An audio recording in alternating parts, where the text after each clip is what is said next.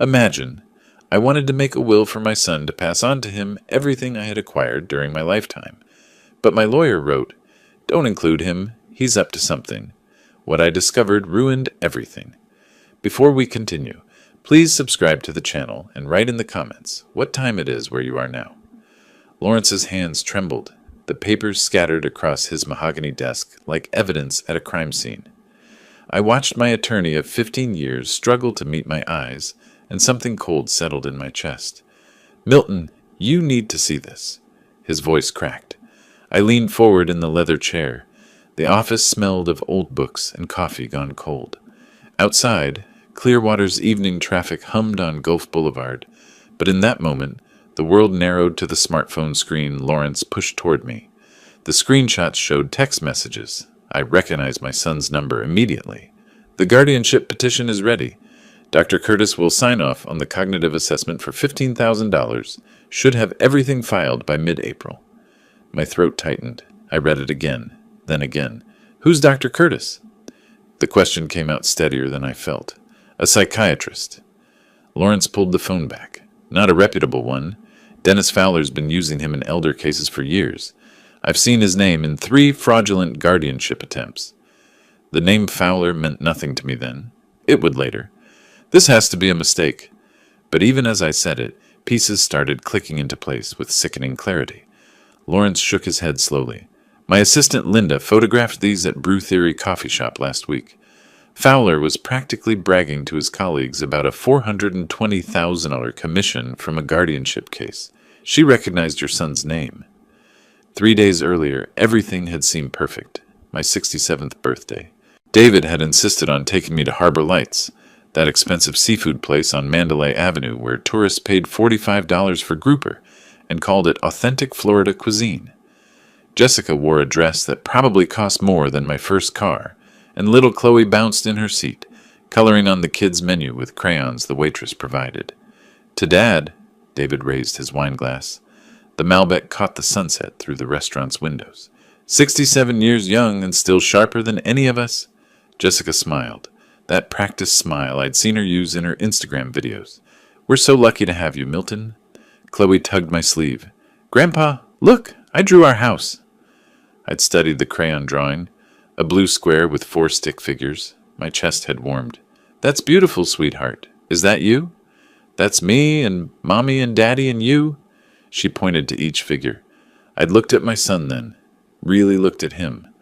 At 39, David had his mother's eyes but my stubborn jaw. We'd had our differences over the years, sure. What father and son didn't? But that night, watching him cut Chloe's salmon into bite-sized pieces, something in me softened. "I've been thinking," I'd said, setting down my fork. "It's time I got my affairs in order. Make things official." David's hand paused mid-cut. "Dad? A proper will, estate planning, all of it." I'd nodded toward Chloe. "Make sure everything goes where it should. To family." Jessica's eyes had lit up. "Oh, Milton, that's wonderful. It's so responsible of you to think ahead." "I want you to have it all, son." The words came easier than I'd expected. The house on Sunset Drive, the investments, everything I built. You're my only child. Who else would I leave it to? David had stood abruptly, walked around the table, and hugged me. The embrace felt genuine. "Thank you, Dad. That means everything." Jessica had touched my hand across the table. "We'll take such good care of things. You don't have to worry about anything." I'd ordered the key lime pie after that. We'd laughed when Chloe got whipped cream on her nose. David picked up the check, $273 with tip, and didn't even flinch. It was a good night. A perfect night. Now, sitting in Lawrence's office, that memory turned rancid. "Keep reading." Lawrence swiped to another screenshot. "Once we get guardianship, he'll be moved to Sunshine Senior Living. Already have preliminary agreement. $6,500 monthly, but worth it to keep him out of the way while we liquidate assets." Liquidate assets? Like I was already dead? "There's more." Lawrence pulled up a document. "This is a petition draft for emergency guardianship, filed under mental incapacity and danger to self. They're claiming you have dementia." "That's insane." The laugh that escaped me sounded hollow. "I run a tight ship. My finances are perfect. I don't even forget where I put my keys." "I know."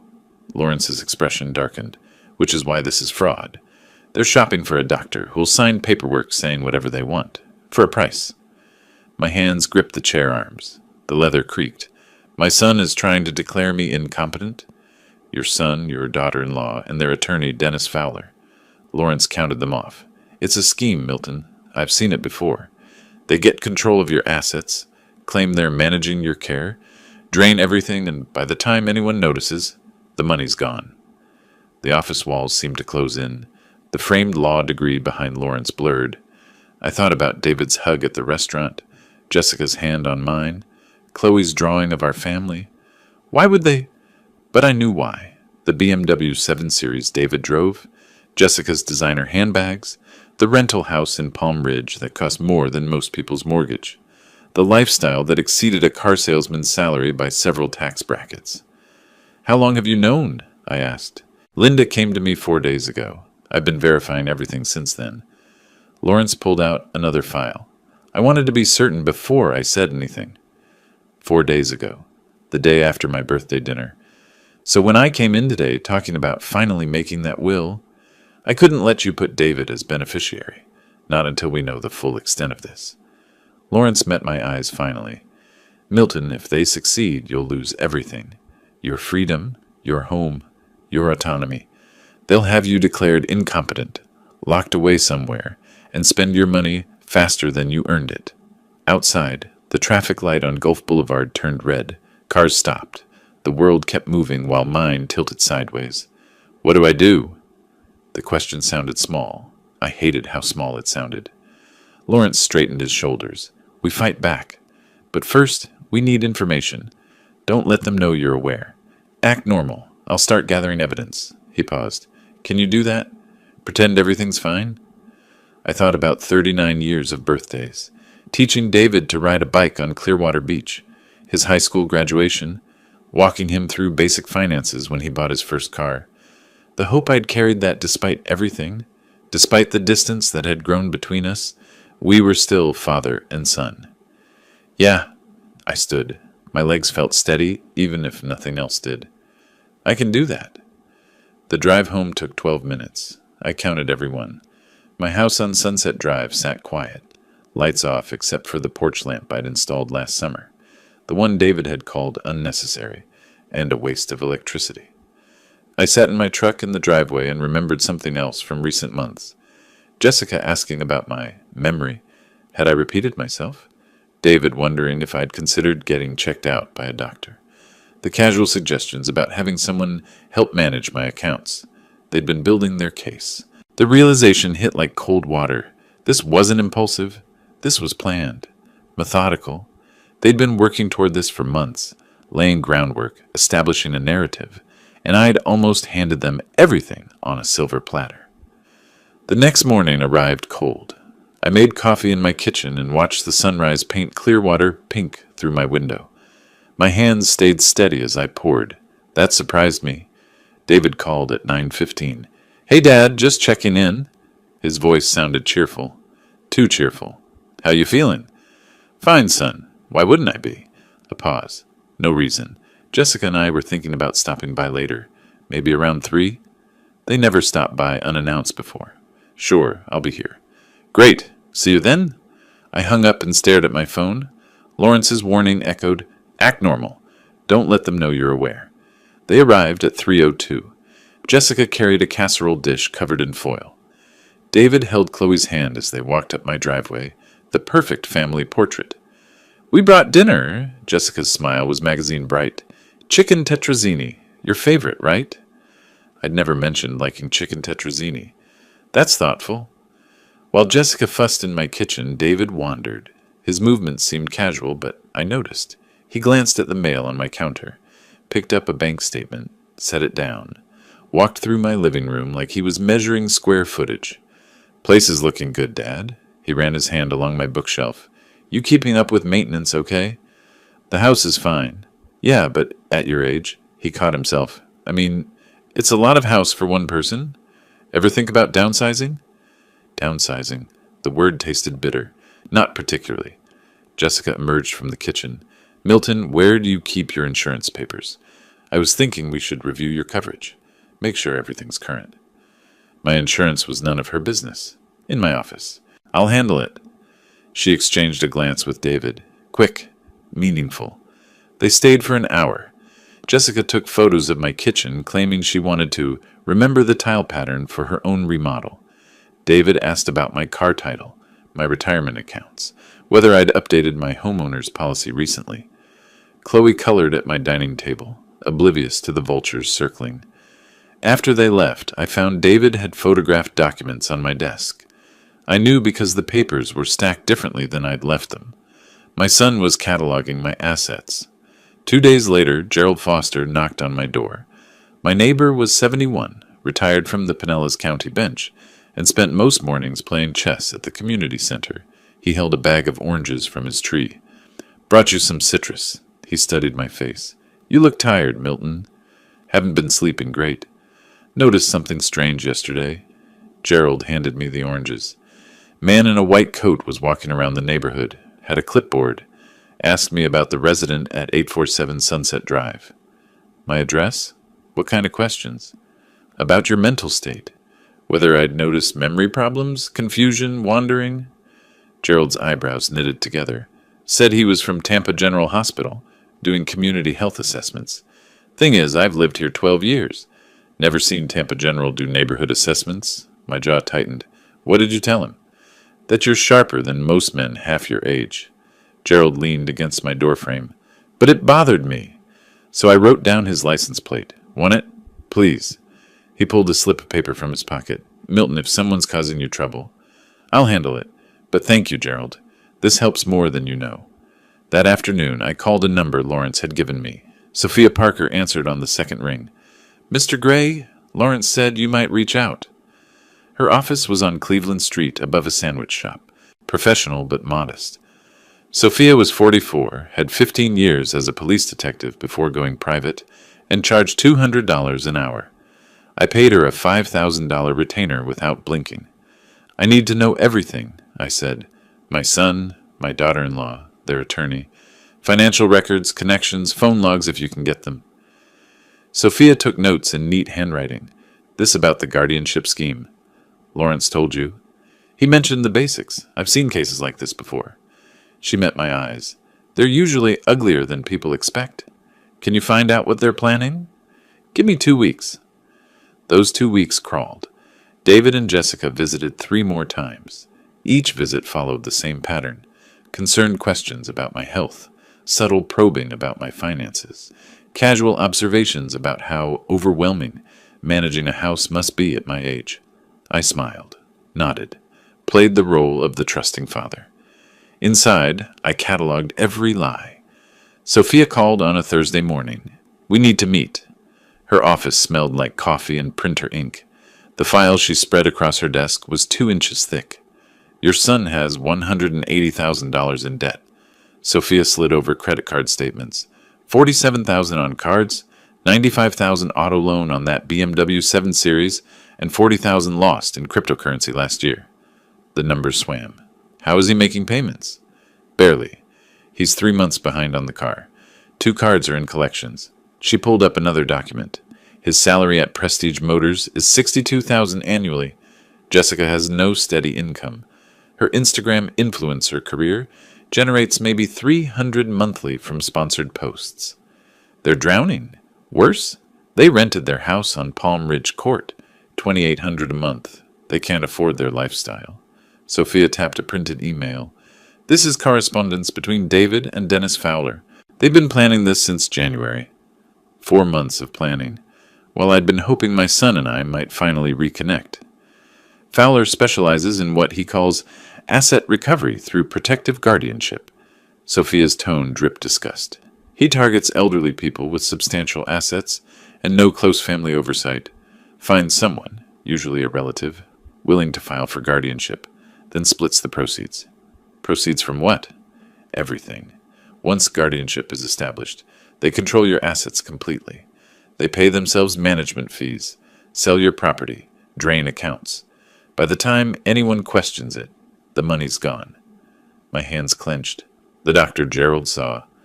Dr. Raymond Curtis, psychiatrist out of Tampa. He's signed off on 17 guardianship cases in 3 years. Sophia pulled up a photo. For $15,000, he'll diagnose you with whatever they need. Dementia, psychosis, incompetence to manage affairs.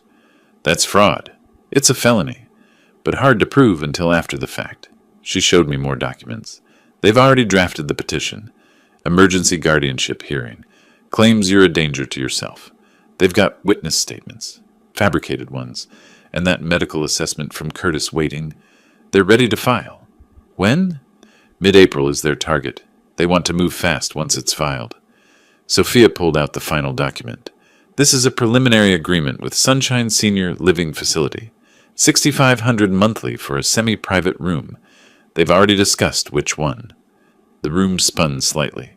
My son had picked out the facility where he'd warehouse me. There's more. Sophia's expression darkened. The plan is to liquidate your assets within 6 months.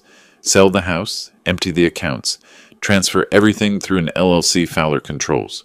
By the time any court reviews the guardianship, you'll be broke and living in that facility on Medicaid. I sat back. The chair creaked. $2.8 million. Give or take. Enough to clear David's debts and set them up comfortably. Sophia closed the file. I'm sorry, Milton. I know this isn't easy to hear. Easy. The word didn't cover it. This was my son. The boy I'd raised, who I'd supported through college, helped with his first apartment deposit, celebrated with at his wedding, the boy who was now planning to steal my life.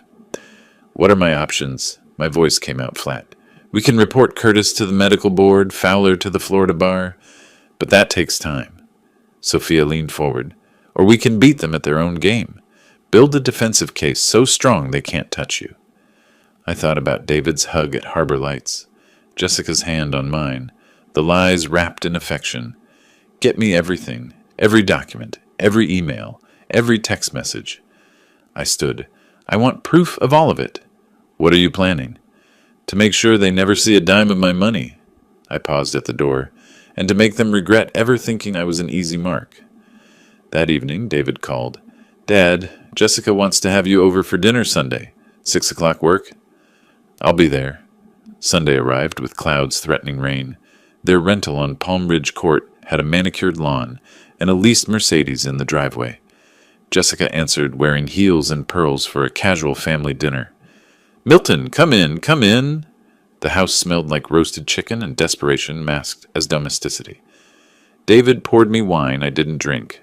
We made small talk while Chloe showed me her schoolwork. Over dinner, Jessica struck. Milton, David, and I were talking. At your age, it's so important to stay on top of health issues. Her smile was practiced. Have you considered getting a full checkup? Cognitive assessment, that sort of thing? David nodded. Just to make sure everything's functioning well. Memory, decision-making. It's preventive care, really. They were setting the stage, building their narrative in front of witnesses, even if that witness was just a 6-year-old. I set down my fork, met Jessica's eyes. That's a thoughtful suggestion. Her shoulders relaxed slightly. In fact, I've been thinking about getting all my affairs in order. I smiled. The smile felt cold, even on my face. Health checkups, legal documents, financial reviews, making sure everything is exactly where it should be. David's smile flickered, just for a second. That's wonderful, Dad. We're happy to help with any of that. I'm sure you are, son. I stood. Thank you for dinner, but I should get going. Jessica walked me to the door. Think about that checkup, Milton.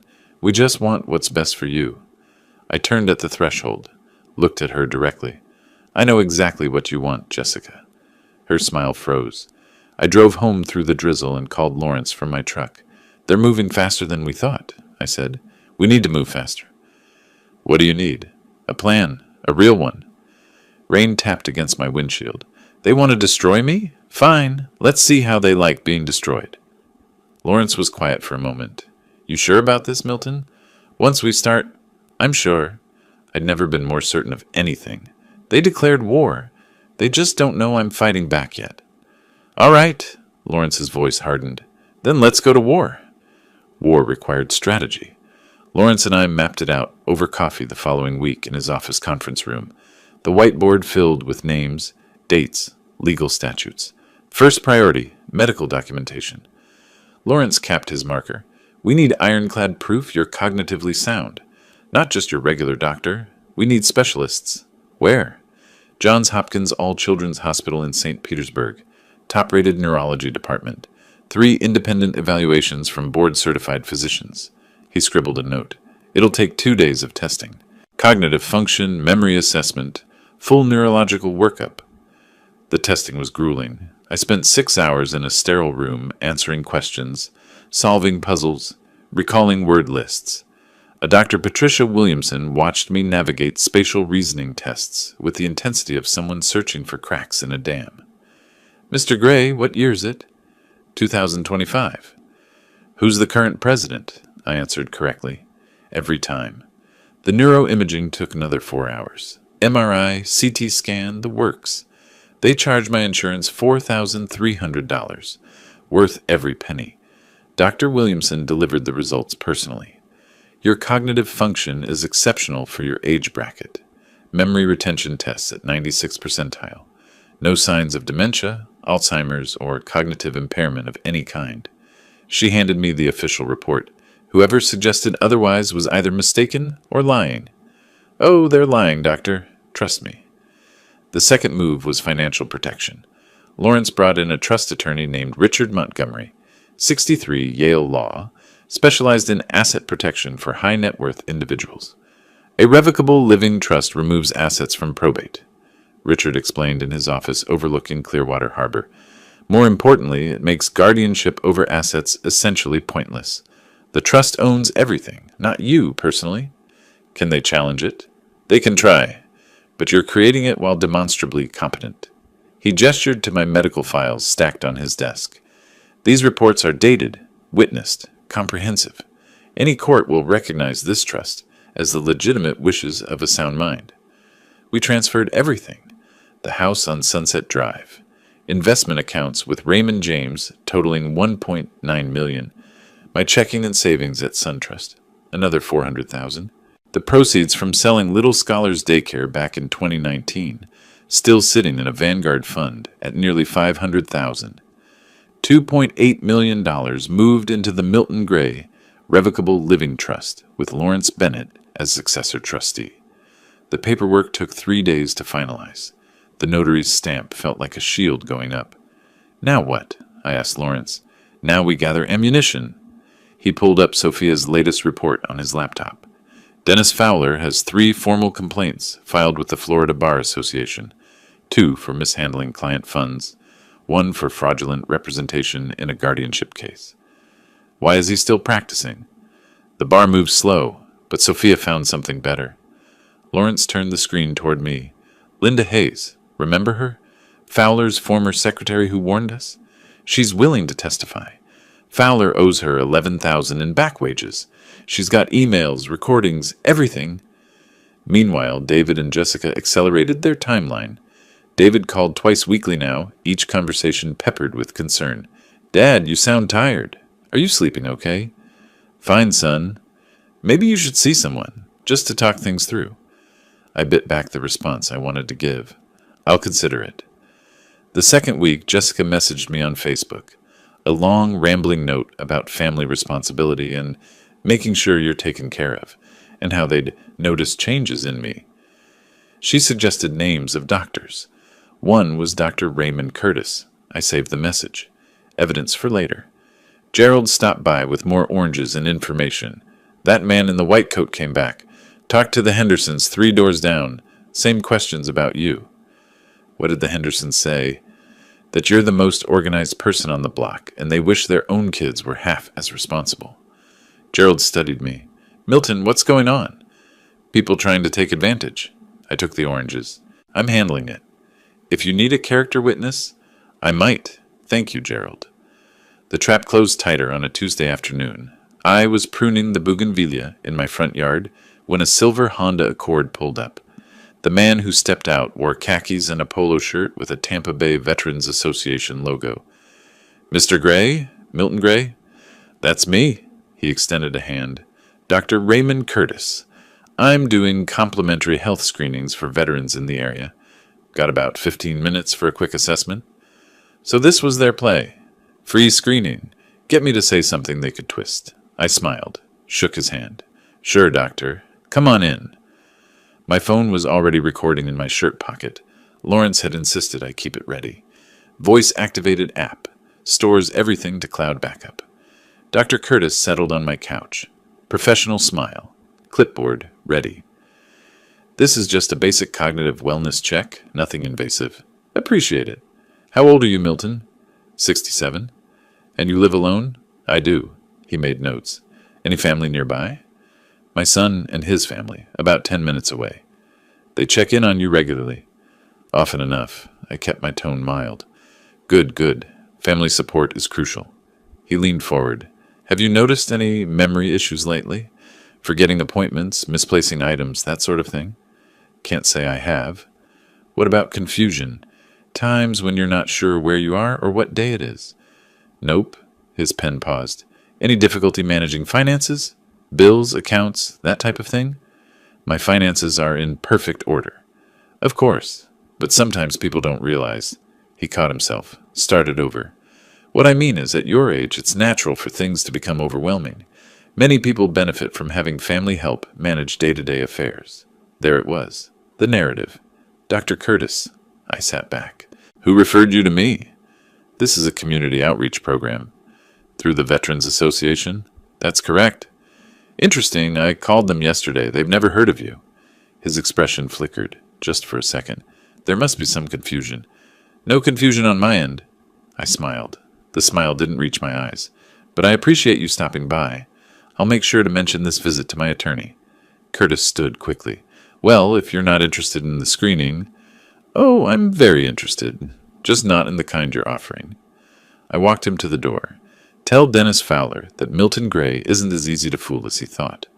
The color drained from Curtis's face. He left without another word. His Honda peeled away from the curb faster than necessary. I immediately called Lawrence. Curtis just tried to evaluate me.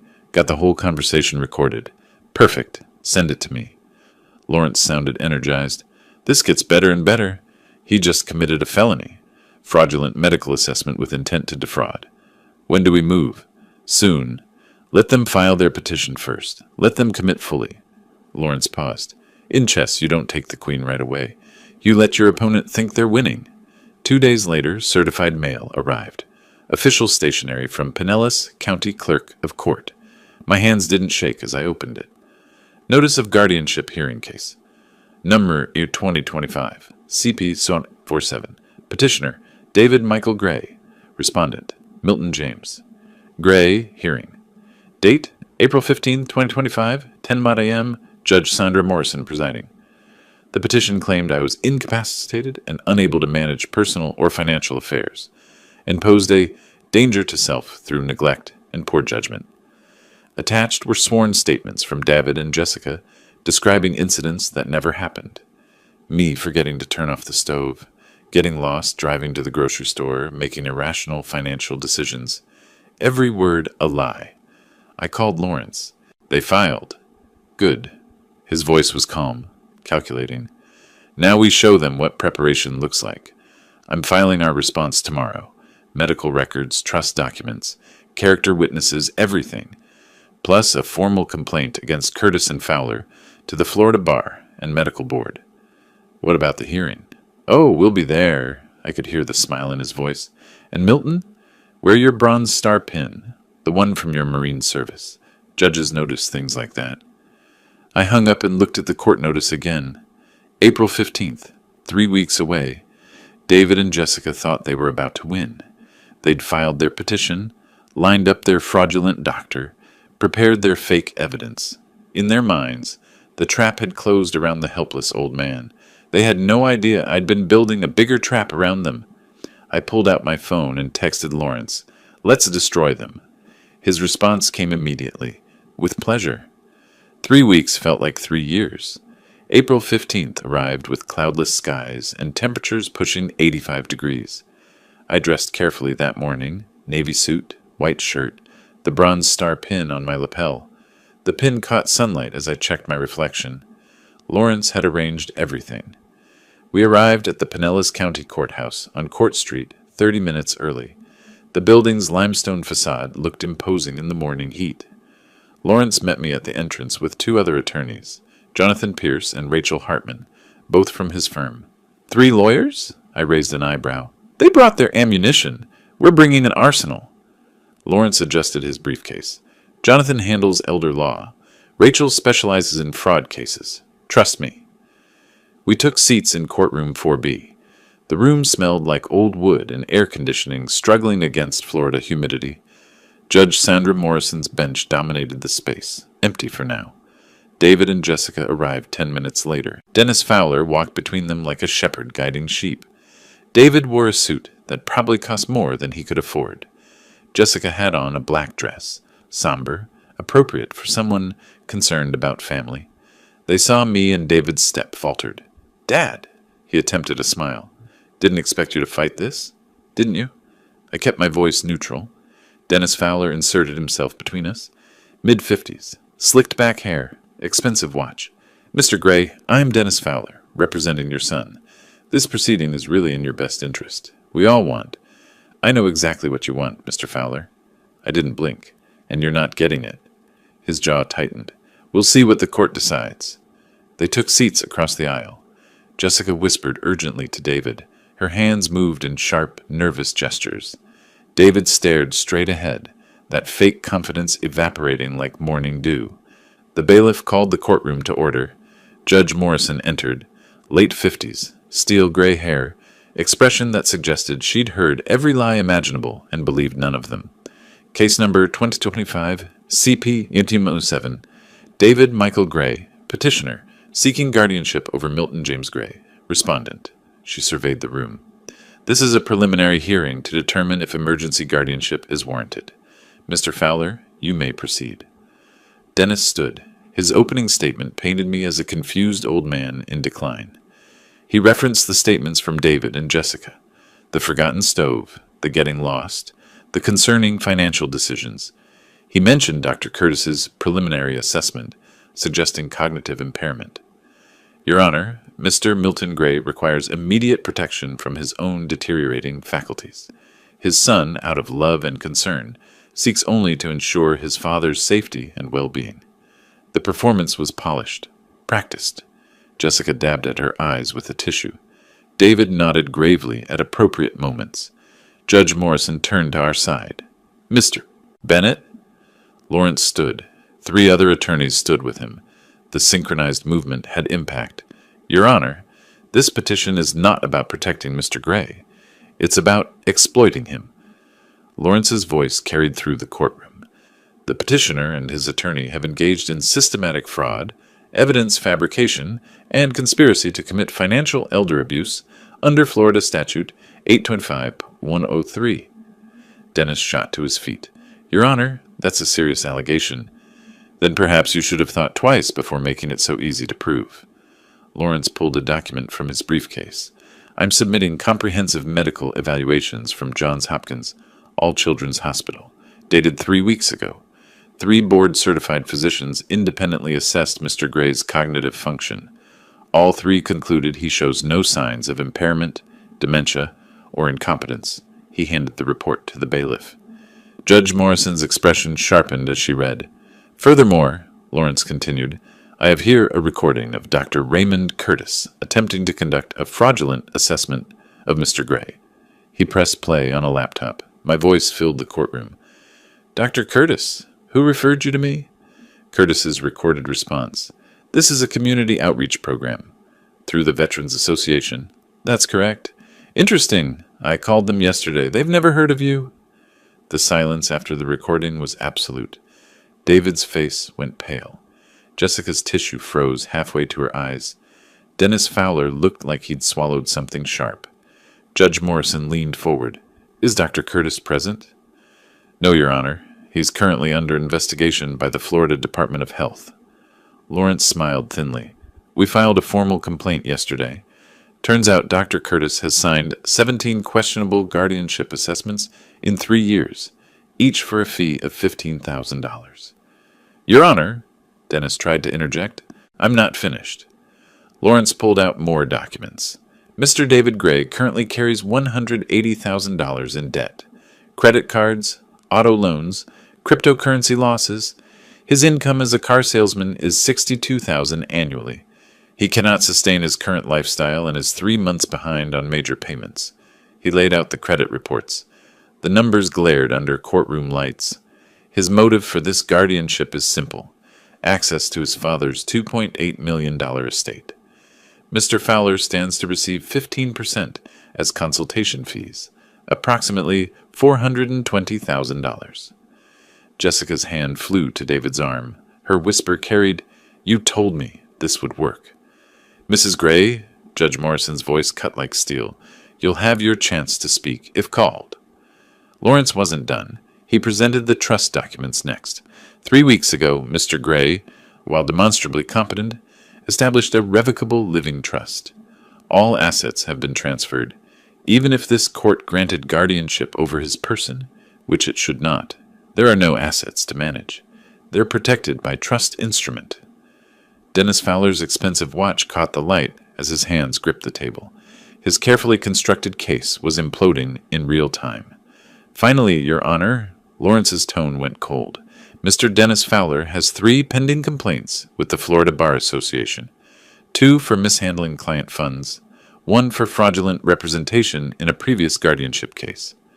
His former secretary, Linda Hayes, is prepared to testify about systematic elder abuse schemes Mr. Fowler has operated for years." Judge Morrison removed her glasses, rubbed the bridge of her nose.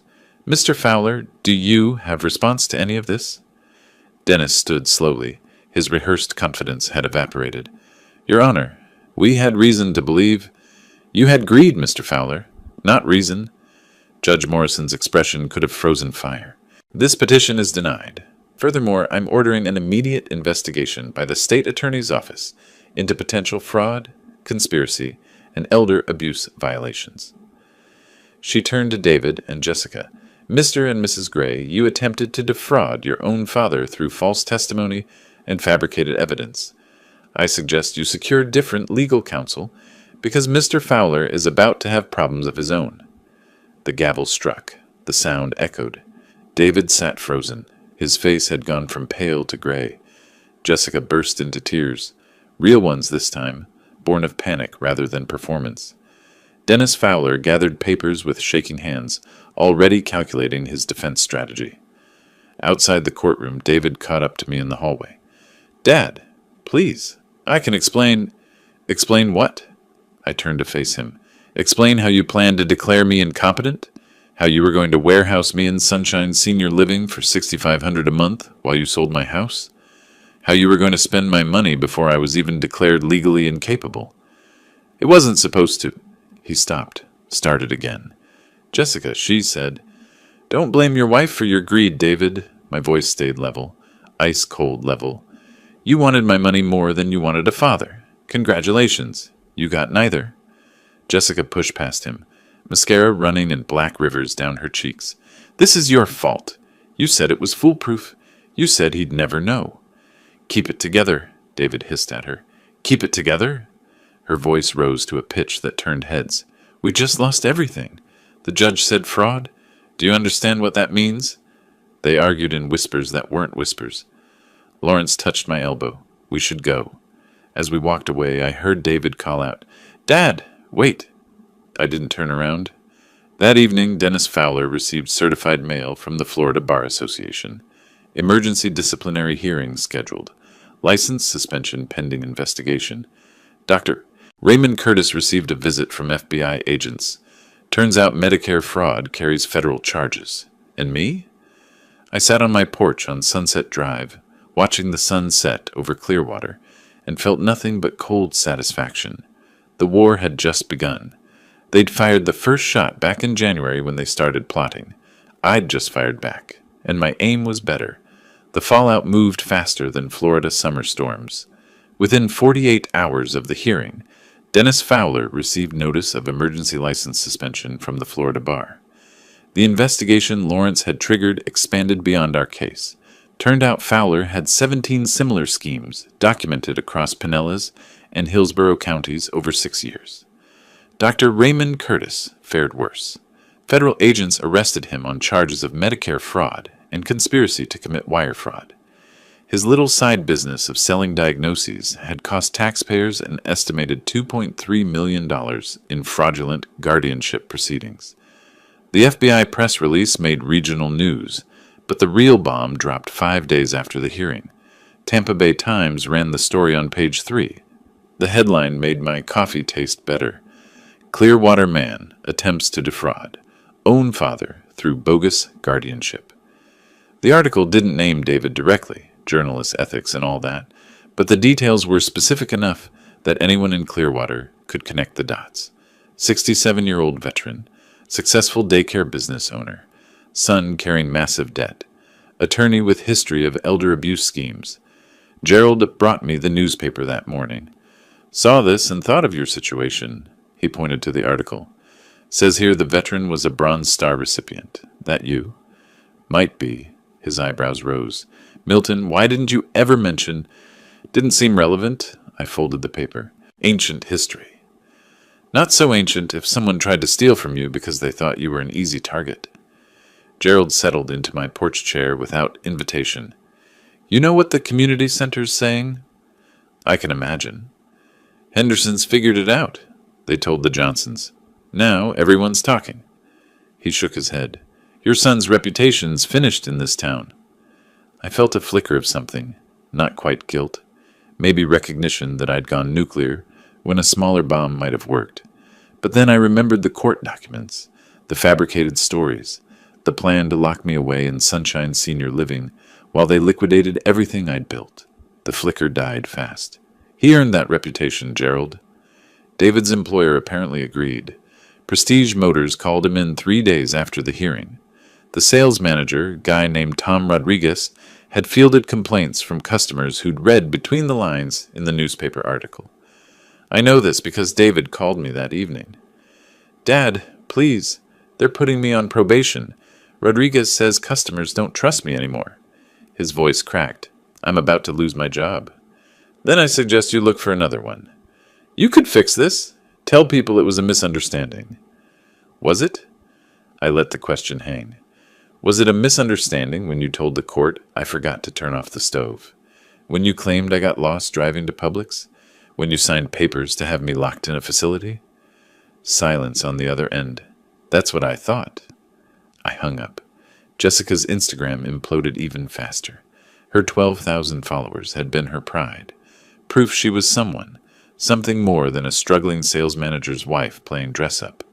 The comments section on her last post became a battlefield. Fake life, fake person, fake everything. Imagine trying to steal from your own father-in-law. All those designer bags probably bought with money that wasn't even hers. She deleted every post, shut down the account. Her influencer career, such as it was, died in a storm of public shame. But underneath all the wreckage, one question nagged at me. Lawrence had mentioned it casually during our first meeting, but we'd been so focused on building our defense that I never pushed for details. I called him that afternoon. How did you really find out? You said your assistant photographed messages at Brew Theory, but that's a hell of a coincidence. Lawrence was quiet for a moment. Linda Hayes, my paralegal, she used to work for Dennis Fowler. Used to? He fired her 8 months ago. Actually, he stopped paying her first, $11,000 in back wages, then fired her when she complained. Lawrence's tone carried an edge. Linda's sharp. When she worked for him, she saw the pattern. Wealthy elderly clients, questionable guardianships, money disappearing into LLCs that Fowler controlled. She knew what he was doing. Knew it. Couldn't prove it.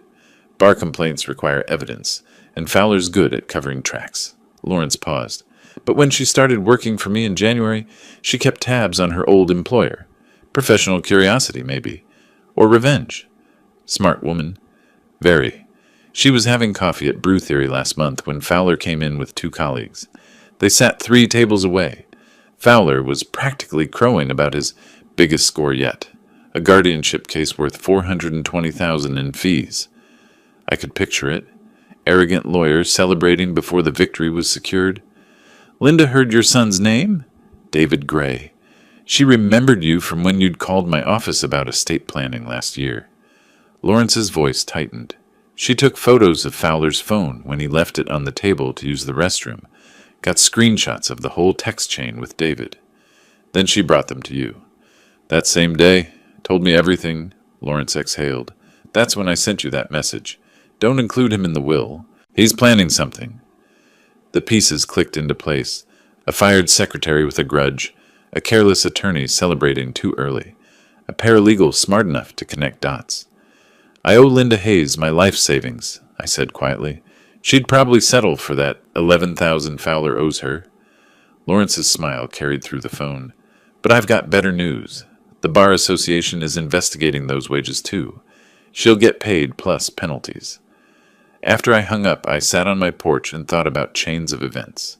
If Fowler had paid Linda, if she hadn't been in that coffee shop, if she hadn't recognized David's name, if Lawrence hadn't warned me, I'd have signed over everything. My son would have declared me incompetent. I'd be in a facility right now, drugged and docile, while David and Jessica burned through 39 years of my work. The cold rage that had sustained me through the hearing crystallized into something harder, more focused. They didn't just try to steal my money. They tried to steal my mind, my dignity, my freedom. They were willing to destroy me completely. I called Lawrence back. I want to file a civil suit. Against whom?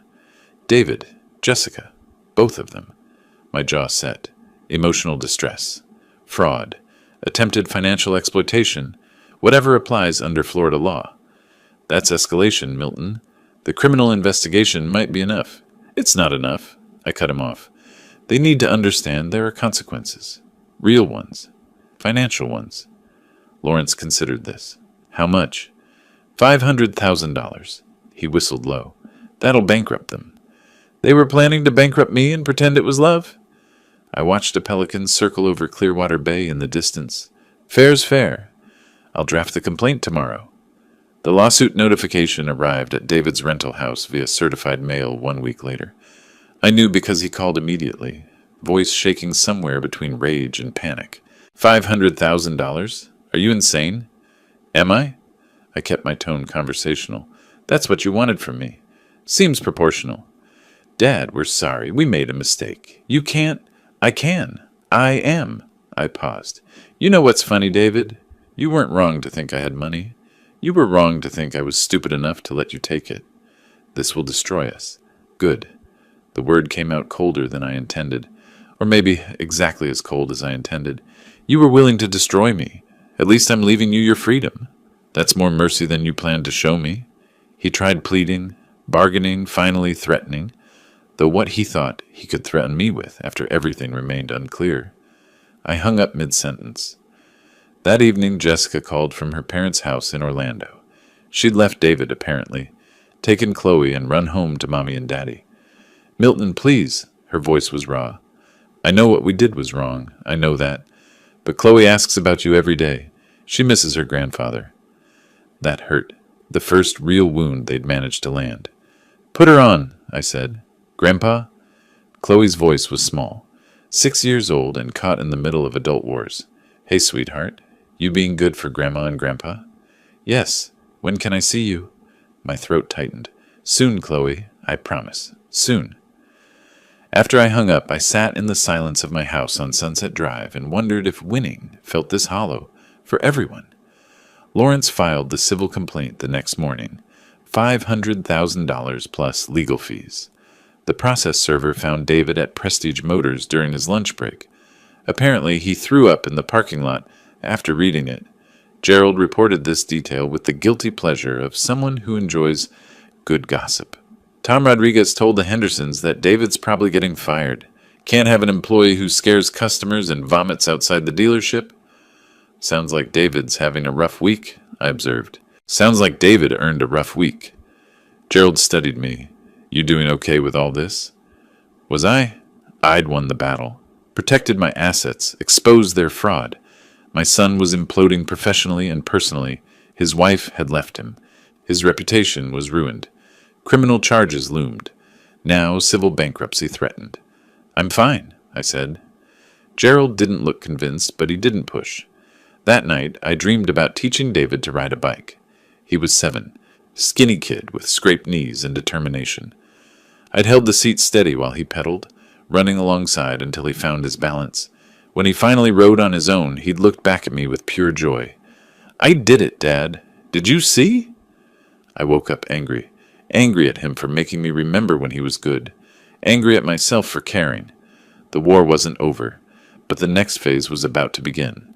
Sophia called 3 weeks later with news that made my morning. "Found something interesting in David's financial records." I settled into my kitchen chair. "I'm listening."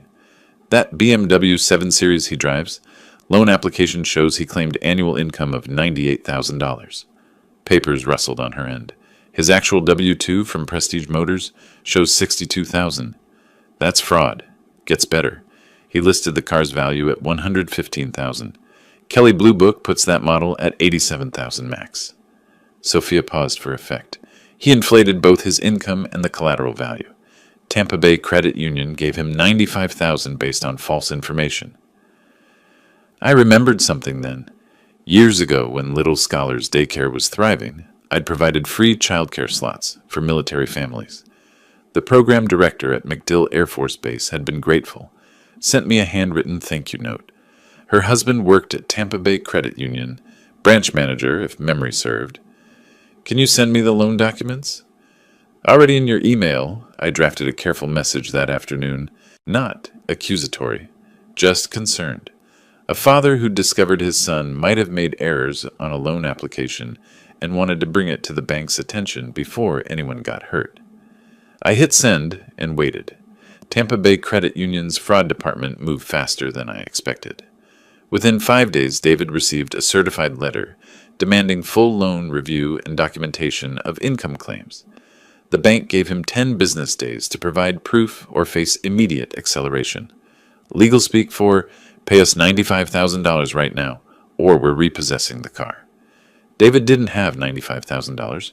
He didn't have $9,000. Gerald witnessed the repo truck arrive at David's rental on a Wednesday morning. "Big flatbed.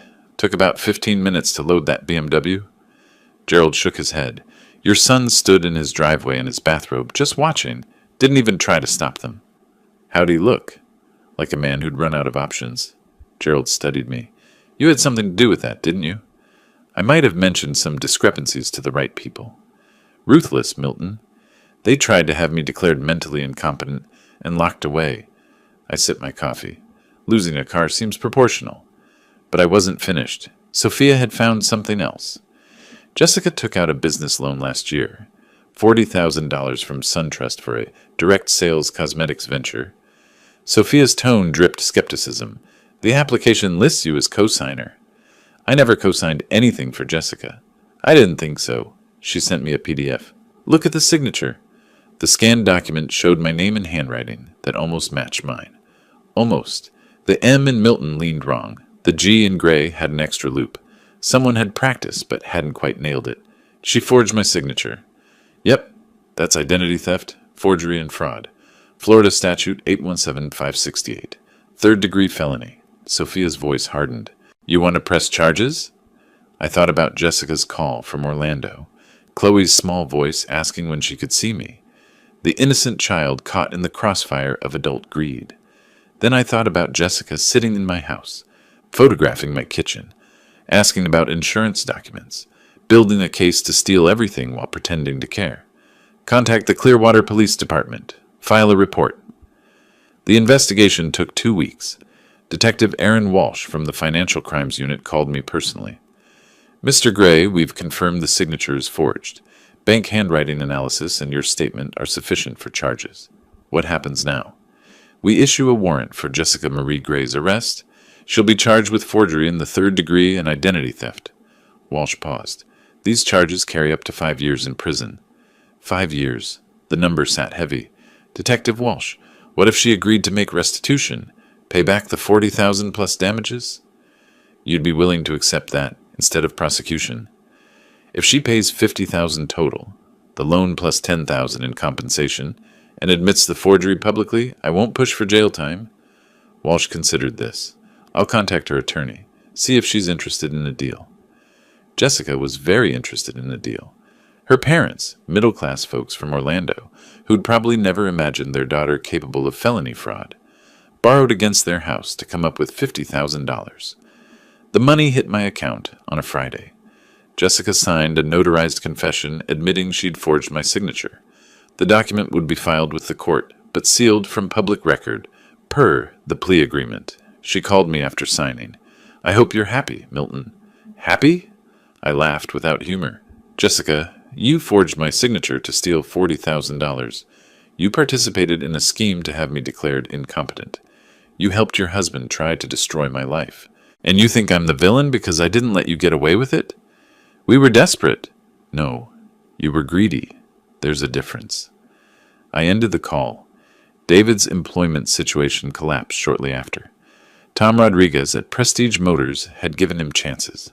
Multiple chances, but the combination of negative publicity, the lawsuit, the repossessed BMW, and David's increasingly erratic behavior finally exceeded management's tolerance. Rodriguez called me directly. "Mr. Gray, I hope you don't mind, but I wanted you to know, we're terminating David's employment." "That's your decision, Tom. Customers specifically requested not to work with him. One guy actually said, 'I don't want to buy from someone who tried to steal from his own father.'" Rodriguez sighed. "I sympathize with family situations, but this is business." "I understand. For what it's worth, I'm sorry you're going through this." After I hung up, I felt a strange emptiness. Victory kept tasting like ash. Gerald brought more news within days. Moving trucks showed up at David's place. He's leaving Palm Ridge Court. Where's he going? Studio apartment on Missouri Avenue. Saw the listing, $950 a month. Rough neighborhood. Gerald's expression held something like pity. "Your son's fallen pretty far. From a $2,800 rental with a leased Mercedes to a $950 studio in the sketchy part of Clearwater. From $62,000 a year to unemployment. From married to separated, possibly divorced. He built that fall himself, Gerald. I just removed the safety net he thought I'd provide." But Gerald's next information hit differently. Heard them arguing when the movers came. Loud enough the neighbors talked about calling the police. What were they arguing about? Jessica blaming David for everything. David blaming Jessica for finding Dennis Fowler. Both of them screaming about whose fault it was. Gerald shook his head. "That marriage is dead, Milton. Even if they don't divorce officially, it's over." I thought about their wedding. I'd paid for half of it. $12,000 because David couldn't afford the venue Jessica wanted. She'd been radiant that day. David had looked at her like she'd hung the moon. Now they were screaming in a driveway while movers hauled boxes, their marriage dissolving in public view. Sophia's final report came via email. Subject line, "Complete financial picture." I printed it out. The numbers told a grim story. David's debts, $140,000 original, now $220,000 with penalties and legal fees. No BMW to show for it. Repoed and sold at auction for $68,000, leaving $27,000 still owed. Credit cards and collections. The civil lawsuit I'd filed adding pressure daily. Jessica's debts, $50,000 to her parents that she'd likely never repay. Her credit destroyed. No income. Living with her parents at age 37 with a 6-year-old daughter. Together, they owed more than most people earned in 3 years. Separately, neither could survive. The destruction was complete, methodical, devastating. I sat on my porch that evening watching the sunset paint Clearwater pink and orange. My house on Sunset Drive stood solid around me. My bank accounts remained full, my freedom intact, my mind sharp despite their attempts to paint it otherwise. I'd won every battle, protected everything, destroyed everyone who'd tried to destroy me. So why did I feel like I'd lost something anyway? My phone buzzed. Text from David. "Can we talk, please?" I stared at the message for a long time. My son, broke and broken, reaching out. The boy I'd taught to ride a bike. The man who'd planned to lock me away and steal my life. I typed a response, deleted it. Typed another, deleted that too. Finally, I turned off the phone and poured myself a drink. Some conversations could wait. Some wounds needed to bleed a while longer. The war had casualties on both sides. I was just better at hiding mine. June melted into July with humidity thick enough to chew. I ignored David's texts, 17 of them over 5 weeks, each one more desperate than the last. Jessica stopped calling after the restitution payment cleared. Smart woman, knowing when she'd lost. The invitation arrived on a Tuesday. Heavy cardstock, embossed seal of the state of Florida. I almost threw it away with the junk mail. Mr. Milton Gray, you are cordially invited to the 4th of July Veterans Recognition Ceremony at Clearwater Beach. Governor Ron Caldwell will be presenting the Community Hero Award. Your presence is requested at 10 a.m. Ron Caldwell. I hadn't heard that name in years. We'd served together in the Marine Corps back in the 80s. Different platoons, same deployment. Lost touch after discharge, though I'd followed his political career with distant interest. Watched him climb from city council to state senate to governor's mansion. I called the number on the invitation. A polite assistant confirmed. Yes, Governor Caldwell had specifically requested my attendance. Yes, the award was legitimate. Yes, it was being televised by Bay News 9 and covered by local newspapers. The governor mentioned your charitable work with military families, the assistant explained. He'd like to honor that legacy. Legacy? Interesting word. I hadn't publicized Little Scholars Daycare's military program. Never sought recognition for providing free childcare to service members' families from 1995 through 2019. Did it because it felt right, because I'd been a Marine once, and knew the challenges military families faced. Apparently, Ron remembered. The morning of July 4th arrived with cloudless skies and temperatures already pushing 90. I dressed carefully, light gray suit, white shirt, bronze star pin on my lapel. The pin caught sunlight as I locked my front door. Clearwater Beach was packed. Tourists mixed with locals, American flags everywhere, the smell of sunscreen and hot dogs heavy in the salt air. A temporary stage stood near Pier 60, draped in red, white, and blue bunting. Chairs faced the Gulf of Mexico, already filling with attendees. A staffer with a clipboard found me. Mr. Gray, please follow me. They seated me in the front row, third seat from the aisle. Perfect camera angle, I'd realize later. The ceremony opened with the national anthem. A local high school choir sang. The mayor gave a speech about service and sacrifice. Then Governor Caldwell took the stage. He looked older than his campaign photos. 69 now, hair more silver than brown, but he carried himself like the Marine he'd been. Straight spine, steady gaze, voice that projected without microphone assistance. Today we honor citizens who embody the values we celebrate on Independence Day. Caldwell's eyes swept the crowd. Service, sacrifice, community. These aren't abstract concepts. They're lived by real people who make real differences. He spoke about several recipients. A firefighter who'd saved 3 children from a burning apartment. A teacher who'd started a literacy program in underserved neighborhoods. A nurse who volunteered at homeless shelters. Then he called my name. Milton James Gray served 15 years in the United States Marine Corps, including deployment to the Middle East, where he earned the Bronze Star for valor under fire. Caldwell gestured for me to approach, but his service didn't end with his discharge. In 1995, Milton opened Little Scholars Daycare with a mission: provide quality childcare to working families, with free services for military personnel. I walked to the stage. The audience applauded. Camera flashes popped. Caldwell shook my hand, leaned in close. Good to see you again, Milton. Still kicking, I see. Still kicking, sir. He turned back to the microphone. I know this man personally. We served together. Milton Gray is someone who understands that freedom isn't free, and community isn't built by people who only take. He handed me a framed certificate and a medal on a blue ribbon. This is the Florida Community Hero Award. It's given to citizens who exemplify selfless service. Milton, on behalf of the state of Florida, thank you. More applause. More cameras. A reporter from Tampa Bay Times asked for a statement. I kept it brief. Honored to be recognized. Grateful for the opportunity to serve. Military families deserve our support. The ceremony concluded with another anthem and a flyover by Coast Guard helicopters. People congratulated me as the crowd dispersed. Old clients from Little Scholars Daycare approached with stories about how the free childcare had saved them during deployments, during hardships. Gerald found me near the parking area. Didn't know you were a war hero, Milton. I'm not a hero. I just did my job. Bronze Star says different. He gripped my shoulder. Proud to know you. But the real impact happened later. Bay News 9 aired the ceremony on their evening broadcast. The segment lasted 4 minutes. Showed Caldwell's speech, my handshake with the governor, brief interview clips. David and Jessica saw it. I know because Jessica's mother called me that night from Orlando. Mr. Gray, this is Patricia Henderson, Jessica's mother. Her voice was tight, professional. My daughter just watched the news coverage of your award ceremony. Did she? She had no idea about your military service, or your connection to the governor, or the scope of your charitable work. A long pause. She's sitting here crying, Mr. Gray. Says she never knew who you really were. She never asked, Patricia. I understand why you did what you did, after everything that happened. Patricia's voice softened slightly.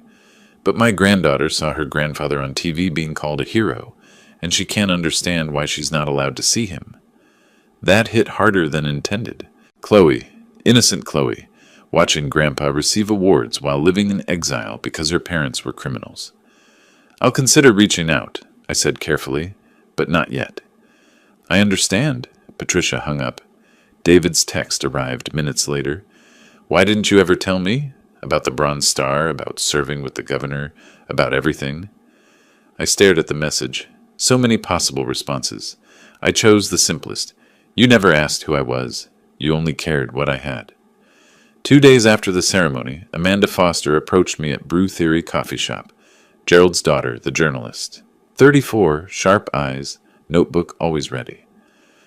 Mr. Gray, I'd like to interview you for an article I'm writing. She slid into the chair across from me. It's about elder abuse through fraudulent guardianship schemes. Recent high-profile case here in Clearwater brought attention to the issue. Recent high-profile case, I repeated dryly. Amanda smiled slightly. Dad told me a little. Told me you might have insights. She opened her notebook. I won't use names, but I'd like to tell the story. How these schemes work, how they target veterans and elderly citizens, how families sometimes become predators. Why me? Because you fought back and won. Most victims don't. Most end up in facilities, assets drained, families destroyed. Her expression hardened. I want people to understand this isn't rare. It's systematic. And it's happening to people like you. Decorated veterans, successful business owners, sharp minds in aging bodies. I agreed to the interview. Spent 2 hours walking her through the mechanics of guardianship fraud without naming David or Jessica directly. The facts were specific enough that anyone who'd followed local news could connect the dots. The article ran in Tampa Bay Times on July 15th, front page of the Metro section. When family becomes the enemy, one veteran's fight against guardianship fraud. Amanda had done her homework. The piece detailed Florida's guardianship laws, cited statistics on elder abuse cases, interviewed lawyers and advocates. My story wove through it, anonymous but unmistakable. Bronze Star recipient, successful businessman, son with massive debts, attorney with history of fraudulent cases, medical diagnosis purchased for $15,000. The article mentioned the governor's July 4th ceremony without naming me directly, but the timing was obvious. Anyone reading could figure it out. Clearwater's community wasn't large. Word spread like wildfire through dry grass. Gerald reported reactions with the gleeful energy of someone who enjoyed seeing justice served. The Hendersons won't talk to your son if they see him at Publix. The Johnsons cross the street to avoid him downtown. Rita Patterson told everyone at the community center that David Gray is persona non grata in civilized society. Jessica fared worse. She'd tried returning to Clearwater to apply for jobs, retail, administrative work, anything to rebuild. But employers Googled her name, found the articles, made excuses about positions being filled. She applied at Target on Gulf to Bay Boulevard, Gerald reported. Manager told her straight up, "We don't hire people who steal from family." The casual cruelty of small-town judgment could be devastating. I'd weaponized it perfectly. David left another voicemail. His voice sounded hollow. "Dad, I get it. You won. We lost. The whole town knows we're garbage. Jessica's parents won't even look at me. I'm living in a $900 studio delivering pizzas for DoorDash. You destroyed us completely." A pause, heavy breathing. "I deserved it. I know that. But watching you on TV, hearing the governor talk about your service, realizing I never knew my own father," his voice cracked. I was so focused on what you had that I never saw who you were. That's on me. All of it. I listened to the voicemail 3 times.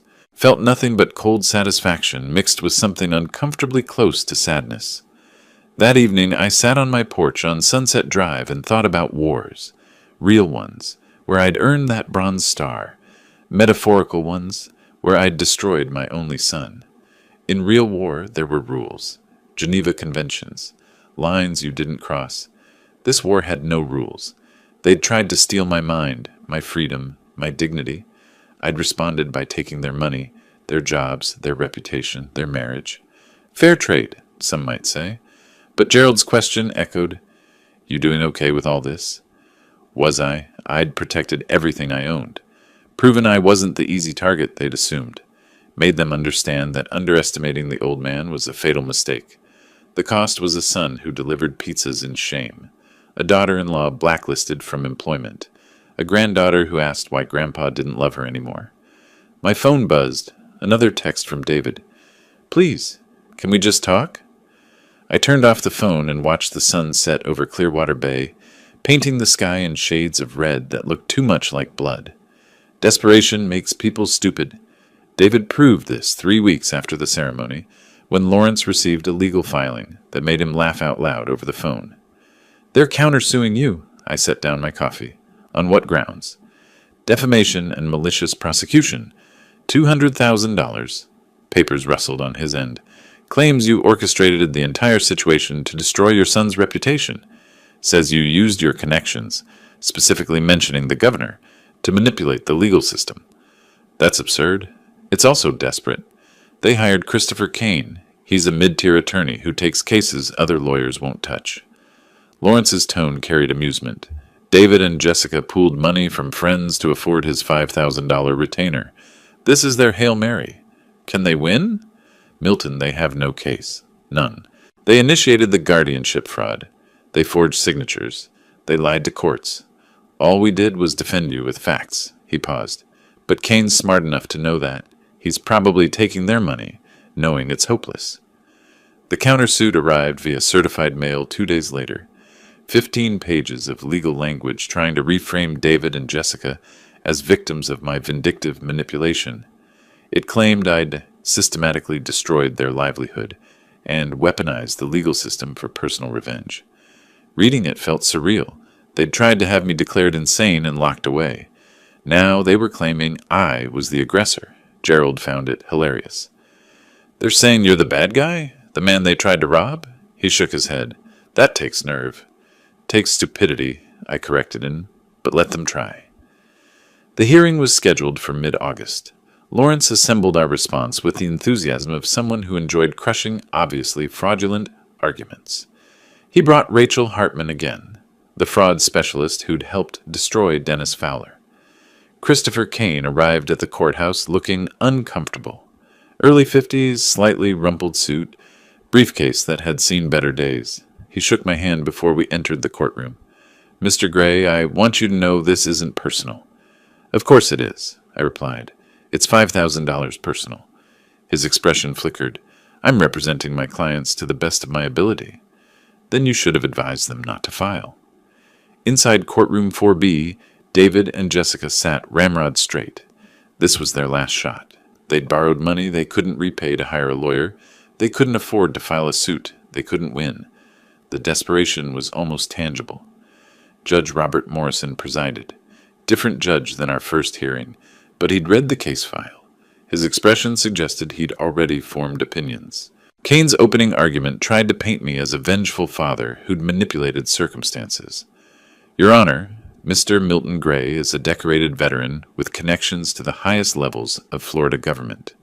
When his son attempted, however misguided, to address legitimate concerns about his father's well-being, Mr. Gray used those connections to systematically destroy his son's life." He cited the newspaper articles, the community ostracization, David's job loss. This wasn't self-defense. This was calculated destruction.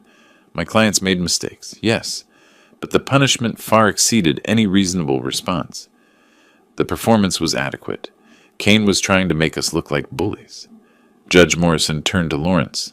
"Mr. Bennett?" Lawrence stood. Rachel stood with him.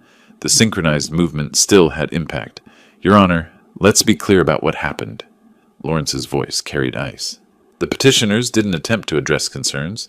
They conspired with a corrupt attorney and a fraudulent psychiatrist to have Mr. Gray declared incompetent so they could steal $2.8 million.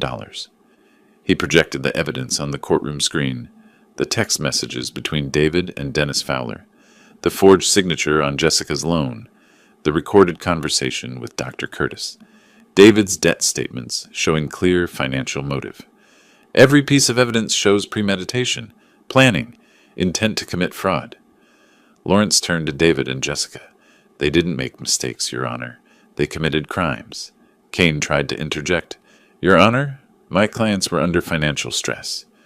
Financial stress isn't a defense for fraud. Judge Morrison's tone was sharp. Continue, Mr. Bennett. The petitioners claim Mr. Gray manipulated the system. In reality, he simply defended himself using legal means. Lawrence pulled up the trust documents. He established financial protections while demonstrably competent. He gathered evidence of actual crimes. He reported those crimes to appropriate authorities. Nothing he did was improper. Rachel added her analysis.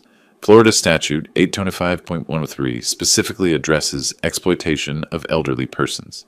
The petitioners violated this statute. Mr. Gray's response wasn't revenge. It was justice. Kane looked like he wanted to sink through the floor. David stared at the table. Jessica's hands trembled. Judge Morrison removed his reading glasses. Mr. Kane, your clients attempted to defraud an elderly veteran through a guardianship scheme. When that failed, they're now claiming he's the villain for protecting himself. Your Honor, they're willing to apologize. I don't care if they're willing to apologize. The judge's expression could have frozen water. This countersuit is frivolous. Worse, it's offensive. Your clients committed documented fraud, and now they're wasting this court's time claiming the victim is at fault. The gavel struck. Countersuit dismissed. Furthermore, I'm awarding Mr. Gray an additional $15,000 in sanctions for having to defend against this baseless claim. Kane's shoulders slumped. David's face went ashen. Jessica made a sound somewhere between a sob and a gasp. Court adjourned. Outside, Kane approached me in the hallway. Mr. Gray, I apologize for wasting your time. Your attorney was right. I should have advised them not to file. But you took their money anyway. I did. He looked genuinely ashamed. For what it's worth, your son and daughter-in-law just learned an expensive lesson about knowing when to quit. They emerged from the courtroom minutes later. Jessica's mascara ran in familiar black rivers. David moved like a zombie. $515,000. Jessica's voice was shrill. We owe you $515,000 now. How are we supposed to— Shut up. David's response was flat. Dead. Just shut up. Don't tell me to shut up. This was your idea. Your father. Your stupid plan. My idea? David rounded on her. You found Dennis Fowler. You pushed for this. You're the one who said it would work. Because you said your father was a pushover. You said he'd never fight back. Jessica's voice rose to a pitch that echoed off courthouse walls. You told me he was just some old man with money. I didn't know he was a war hero who had the governor's personal phone number. David's composure finally shattered. How was I supposed to know any of that? Maybe by asking. Maybe by caring about who your father actually was instead of just what he had. The fight continued as they walked toward the parking structure. Their voices carried, drawing stares from lawyers and courthouse staff. The public disintegration of their marriage played out for anyone interested enough to watch. Lawrence touched my elbow. We should go. The check arrived from the court administrator 10 days later. $515,000. Original judgment plus sanctions. I stood in my kitchen on Sunset Drive, holding the check, feeling nothing resembling victory. The number was large enough to be meaningful, small enough to know I'd never actually collect it. David didn't have $500,000. Neither did Jessica. This was a moral victory at best. I opened a drawer and pulled out an old photograph. David at 7 years old, gap-toothed smile, holding up a fish we'd caught at Fort DeSoto Park. He'd been so proud. I'd helped him reel it in, watched his face light up with joy. I caught it, Dad. Did you see? I'd seen. I'd been there for that moment and thousands of others. First steps. First day of school. High school graduation, his wedding day. Where had that boy gone? When did the man who'd hug his father at Harbor Lights transform into someone who'd plot to steal his freedom? More importantly, when had I decided the appropriate response was total destruction? Gerald found me on the porch that evening. Heard the countersuit got tossed. Added 15,000 to their debt. Good. Gerald settled into his usual chair. Though I have to say, Milton, you've been thorough. David's unemployed, living in a studio, drowning in debt, and now his wife's left him. Jessica's blacklisted from employment in 3 counties. Their marriage is over. Their reputations are destroyed. They tried to destroy me first. They did. No argument there. Gerald studied me carefully. But you're not celebrating. You're sitting here alone, holding old photographs. So I'll ask again, you doing okay with all this? Was I? I'd protected my assets, proven my competence, exposed fraud, maintained my freedom, everything I'd set out to do. But victory tasted like ashes mixed with regret. The photograph in my pocket showed a 7-year-old who'd loved his father. That boy was gone. The man who'd replaced him was broken, bitter, and bankrupt. I'd broken him. Methodically. Effectively. Completely. I'm fine, I told Gerald. He didn't believe me. I didn't believe me. That night, David's number appeared on my phone. I almost didn't answer. Hello? Dad? His voice was hoarse, defeated. I'm not calling to argue. I'm not calling to ask for money. I just need you to know. I get it now. I understand what I tried to do to you. I understand why you fought back. A long pause. I deserved everything you did to me. I said nothing. Jessica and I are getting divorced. She moved back to Orlando permanently. I'm living in a place with roaches and working delivery apps to afford ramen. He laughed bitterly. Everything you built over decades, I tried to steal in months. And you showed me what happens when you underestimate someone. Is there a point to this call, David? Just this. You won. Completely. Totally. I have nothing left to take. No way to fight back. Nowhere to go but down. His voice cracked. I hope that gives you peace. He hung up before I could respond. I sat in the silence of my house on Sunset Drive, surrounded by everything I'd successfully protected, and wondered why peace felt so far away. August bled into September with heat that refused to break. The house felt larger than it should. Rooms I hadn't entered in weeks gathered dust. My victory had bought me security and loneliness in equal measure.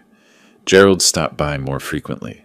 Checking on me, he claimed, making sure I hadn't gone full hermit. You've been sitting on this porch every evening for 2 weeks, he observed one afternoon, settling into his usual chair. Same position, same expression, same emptiness. I'm fine. You're not. Gerald leaned forward, elbows on knees. You won, Milton. Protected everything. Exposed the fraud. Made them pay. So why do you look like you lost? I didn't answer immediately. A pelican dove for fish in the distance, came up empty. Tried again. I keep thinking about a conversation we had years ago, I finally said. David was maybe 14. Got in trouble at school for cheating on a test. I sat him down, told him actions have consequences. Told him character matters more than shortcuts. Sounds like good parenting. He looked at me and said, I understand, Dad. I won't disappoint you again. I gripped my coffee mug tighter. I believed him. Thought I'd raised someone with integrity. Gerald was quiet, patient. Now he's living in a 950 studio on Missouri Avenue, delivering DoorDash orders to survive, drowning in debt he'll never escape. I met Gerald's eyes. I did that. Methodically. Systematically. I destroyed my own son. He tried to destroy you first. I know. That's what makes this complicated. I set down the mug. Justice says he deserved consequences. But Gerald, I didn't just deliver consequences. I delivered annihilation. I could have stopped at protecting my assets. Instead, I kept pushing until there was nothing left of him. You think you went too far? It wasn't a question. Gerald had known me long enough to read between silences. I think, I said slowly, that somewhere between defending myself and destroying him, I became the kind of person I wouldn't have respected 30 years ago. The divorce papers arrived at David's studio apartment on a Tuesday. I know because he called me from the parking lot of the family law courthouse, voice hollow. It's official. Jessica and I are done. Irreconcilable differences. He laughed without humor. That's what they call it when your marriage implodes because you tried to steal from your father. David, she's already gone. Moved to Orlando last week. Took Chloe. I get supervised visitation twice a month if I can afford the drive. His breathing was ragged. I'm 39 years old, Dad. Divorced, unemployed, living in a place where the shower doesn't drain right and my neighbor deals drugs. This is what I built with my choices. What do you want me to say? Nothing. There's nothing to say. A long pause. I just thought you should know. The family you raised is officially dead. You won. He disconnected. Gerald brought news 2 days later. Saw your son making a delivery on Cleveland Street. DoorDash uniform, thermal bag, the whole setup. He shook his head. Looked rough, Milton. Really rough. How rough? Lost weight, dark circles, driving a beat-up Toyota Corolla that probably should have failed inspection. Gerald's expression softened. He looked like a man who's given up. I thought about that. David delivering pad thai to strangers, probably earning $1,800 a month if he worked 70-hour weeks, barely covering rent, utilities, the crushing debt that would follow him forever. He earned that situation, I said, but the words felt hollow. Did he, though? Gerald challenged. He earned consequences. Question is whether he earned complete destruction. There's a difference between justice and revenge, Milton. Justice restores balance. Revenge just creates more damage. Before I could respond, my phone rang. Unknown Orlando number. I almost didn't answer. Mr. Gray? This is Patricia Henderson, Jessica's mother. We spoke briefly before. I remember. I'm calling about Chloe. Patricia's voice was careful, measured. She's struggling, Mr. Gray. Asks about you constantly. Doesn't understand why Grandpa doesn't call, doesn't visit, doesn't want to see her. My chest tightened. Her parents made mistakes. Terrible mistakes. But Chloe is 6 years old and innocent. Patricia paused. She drew a picture yesterday at school. Family portrait. You know who she included? I waited. You. Not her father. You. The teacher asked why Daddy wasn't in the picture, and Chloe said, because Daddy made Grandpa sad. Patricia's voice cracked slightly. She thinks this is all her fault somehow, that if she'd been better, you wouldn't have left. The words hit like physical blows. Chloe. Innocent Chloe, who'd done nothing wrong except be born to terrible parents. Can I speak with her? She's at school, but I can have her call you tonight. Patricia hesitated. Or you could come visit. She'd love that. She keeps asking when she can see you. After we hung up, I sat motionless on my porch. The afternoon stretched long and quiet. Gerald had left, sensing I needed space to think. I'd spent months building the perfect revenge, protected my assets, exposed fraud, destroyed reputations, bankrupted enemies, won every battle, claimed every victory. But Chloe was collateral damage. An innocent child who missed her grandfather, who didn't understand adult wars, who thought she'd somehow caused this rift. My phone rang that evening. Patricia's number. Grandpa? Chloe's voice was small, hesitant. Hey, sweetheart. Why don't you come see me anymore? Did I do something bad? The question cut deeper than any legal filing ever had. No, Chloe. You didn't do anything bad. You're perfect. Then why don't you love me? My throat closed. I do love you. Very much. Then why are you gone? She started crying. Mommy and Daddy fight all the time, and Daddy doesn't live with us anymore, and you don't call, and I miss you so much. I closed my eyes, saw her at 3 years old, laughing as I pushed her on swings at the park. At 4, helping me water plants in my garden. At 5, proudly showing me her kindergarten drawings. At 6, caught in the crossfire of adult stupidity and greed. Chloe, listen to me. None of this is your fault, not one bit. The grown-ups made mistakes, but I'm still your grandpa, and I still love you. Really? Really? And I want to see you too. When? Hope flooded her voice. When can you come? I looked around my house on Sunset Drive, the fortress I'd successfully defended, the empty rooms, the victory that tasted like defeat. Soon, sweetheart. Very soon, I promise. After Chloe hung up, I sat in darkness and thought about costs. David had tried to steal $2.8 million. In response, I'd taken his job, his marriage, his reputation, his future, and inadvertently his daughter's sense of security. The scales weren't balanced, they were shattered. Gerald appeared at my door the next morning. "You look different." "Different how?" "Like you've decided something." He studied me carefully. "Good different or bad different?" "I don't know yet." I grabbed my keys. "But I need to drive to Orlando. See my granddaughter." "What about David? What about him?" "You going to talk to him? Offer a truce?" I considered this. David was broken, probably beyond repair. Our relationship was damaged in ways that might never heal. But Chloe was innocent, and somewhere in my crusade for justice, I'd forgotten that not every casualty was justified. "I don't know," I admitted, "but I can't keep punishing her for her parents' sins. That's not justice. That's just cruelty." Gerald smiled. "Now you're thinking clearly." "Am I? I destroyed my son, Gerald. Completely. Maybe permanently. That's not something you come back from."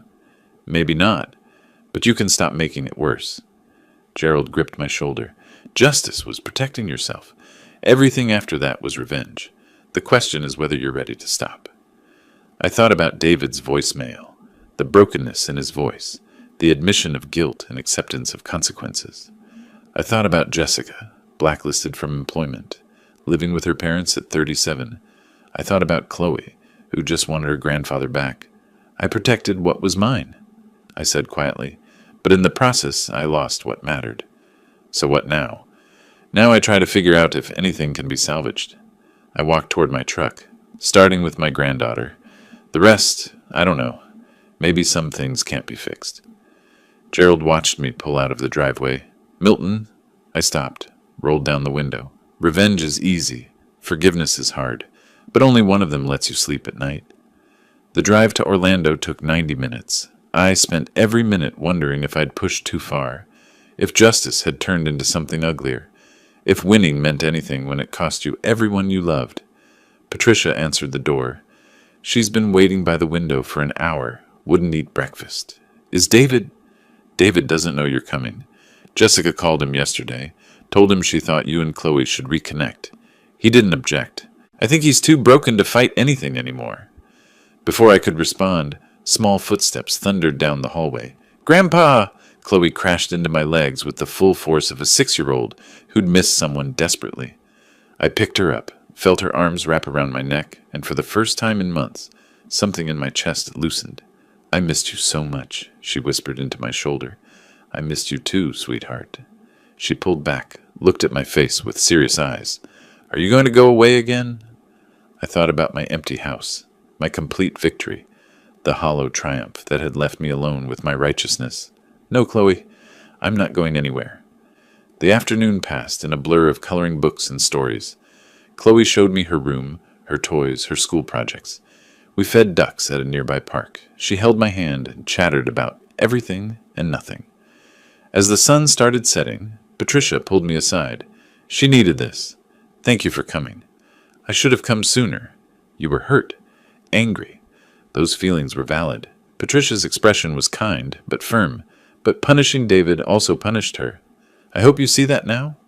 I did, too clearly. On the drive home, I called Lawrence. The civil suit against David and Jessica. What would it take to settle? "Milton, I want to know my options. Can we reduce the judgment?" Lawrence was quiet. "Yes, but why?"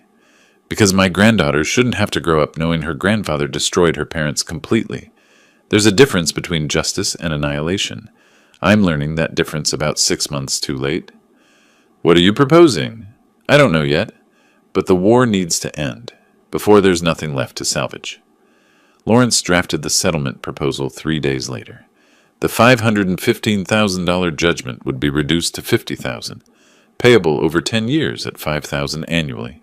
No interest. No penalties for late payment, if David could document genuine hardship. "This is extraordinarily generous," Lawrence observed.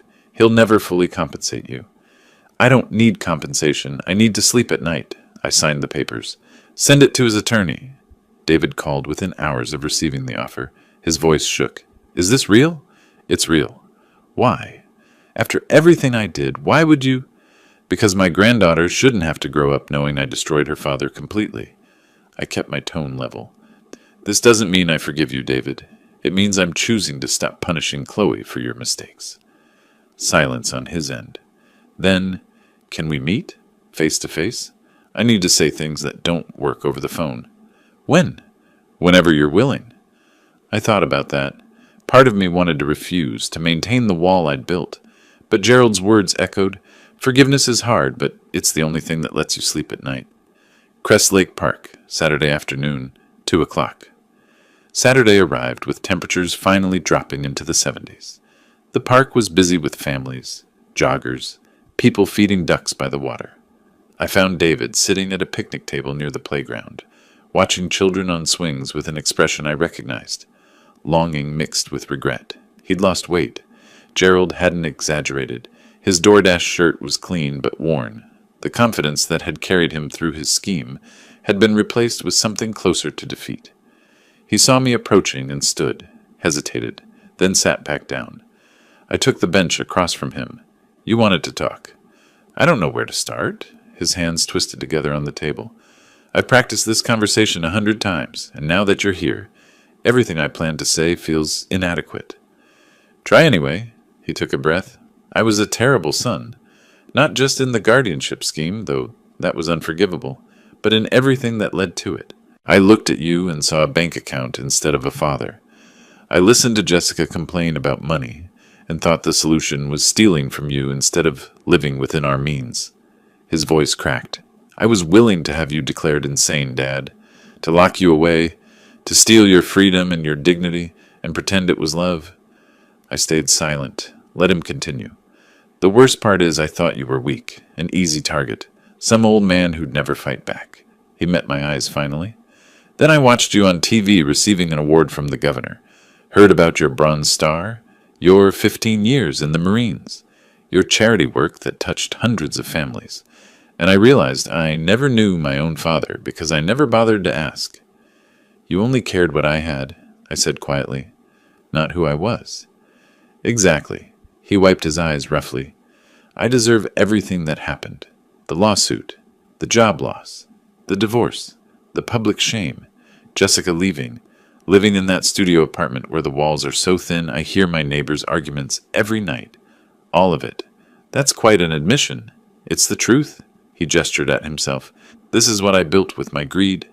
39 years old, delivering pizzas to survive, drowning in debt I'll never fully pay. My daughter lives 3 hours away and barely knows me. My wife, ex-wife, won't speak to me. The town I grew up in treats me like a criminal." "You were a criminal." "I was." He didn't argue. "But you know what the worst part is? It's not the poverty or the shame or the debt. It's knowing that I had a father who would have helped me if I'd just asked. If I'd been honest about the financial trouble instead of trying to steal. If I'd treated you like a person instead of an ATM." A child's laughter rang out from the playground. We both turned to watch. The sound felt incongruous against our conversation. "I'm accepting your settlement offer," David said. $5,000 a year for 10 years. It'll take everything I can scrape together, but I'll pay it. Not because I have to. I know bankruptcy would wipe most of it, but because it's the only way I can prove I've changed." "Changed how?" "I got a second job. Night shift at a Walmart distribution center. Between that and DoorDash, I'll make enough to cover rent, debt payments, and maybe see Chloe once a month." He smiled bitterly. "Not exactly the life I imagined, but it's honest work. That's more than I could say 6 months ago. I studied my son, the boy I'd raised, the man who'd betrayed me, the broken person now trying to rebuild from rubble. Jessica called me last week," he continued. "She's taking classes at Valencia College. Business administration. Says she's done pretending to be an influencer and wants real skills. She's ashamed of what we did. Won't even visit Clearwater because she can't face people. She should be ashamed. We both should." David leaned forward. "Dad, I'm not asking for forgiveness. I don't deserve that. I'm not asking you to forget what I did or pretend it didn't happen. I just need you to know. I understand now. I understand what I tried to take from you. And I'm sorry. Truly, completely, devastatingly sorry." The apology hung in the air between us. No excuses, no blame shifting, just acknowledgement and remorse. "I'm sorry too," I said finally. His head jerked up. "What?" I'm sorry I didn't stop at protecting myself. You tried to destroy me, and I responded by destroying you. That was justice up to a point. After that point, it became revenge. I kept pushing until there was nothing left of you. You deserved consequences. Prison, probably. Definitely public exposure and financial penalties. I cut him off. But I made sure you lost everything. Your marriage, your job, your reputation, your connection with your daughter. Some of that was inevitable. Some of it was me being thorough. You were protecting yourself. I was annihilating you. There's a difference. I watched the ducks paddling near the shore. Gerald asked me if I was doing okay with all this. I kept saying I was fine, but I wasn't. Victory felt like ashes because somewhere in my crusade for justice, I forgot that you were still my son. David's shoulders shook. He covered his face with his hands. I won't forget what you did, I continued. I can't. Trust doesn't come back easily. Maybe it never comes back fully, but I can stop making your life harder. I can reduce the debt to something manageable. I can let you rebuild. Why? His voice was muffled by his hands. Because Chloe asked me why I don't love her anymore. Because she thinks your mistakes are her fault. Because I'd rather be her grandfather than your executioner. He lowered his hands. Tears streaked his face. I don't know how to make this right. You don't. Not completely. Some things can't be fixed. I stood. But you can stop making it worse. Pay the $50,000 over 10 years. Be honest. Work hard. Be a better father to Chloe than you were a son to me. I will, I promise. Don't promise me. Prove it. I started to walk away, then turned back. David, one more thing. Yeah? The next time you're in Clearwater to see Chloe, you can come by the house. Not to visit. Not to rebuild what we had. Just to pick up some things I've been holding for you. Baby pictures. Your mother's jewelry she wanted you to have. Things that belong to you. His expression crumbled. Dad, don't read more into it than it is. I'm not offering reconciliation. I'm offering basic decency. I paused. But maybe someday, if you prove you've really changed, we can try for more. Someday, not today. I left him at that picnic table, crying quietly while children played nearby. Gerald found me on my porch that evening. How'd it go? He apologized. Meant it, I think. I sipped my coffee. Jessica's taking college classes. David's working 2 jobs. They're trying to rebuild from nothing? You reduced the judgment to $50,000, payable over 10 years. Gerald nodded slowly. That's mercy, Milton. Not weakness. Mercy. Maybe.